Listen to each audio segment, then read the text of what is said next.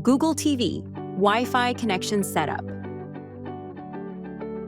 In this guide, I'll show you how to turn Wi-Fi on or off on your Sony Google TV. First, press the Quick Settings button on your remote control. Select Settings. Press the Enter button to open the full settings menu. Once you're in the settings screen, scroll down and choose Network and Internet. Press Enter to continue. Press the Enter button to turn Wi-Fi on or off. When Wi-Fi is turned on, your TV can connect to available wireless networks.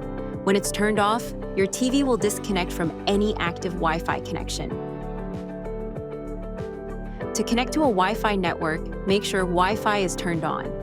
After enabling Wi-Fi, your TV will automatically scan for available networks. From the list of available networks, select your Wi-Fi name. Press Enter. If prompted, use the on-screen keyboard to enter your Wi-Fi password carefully.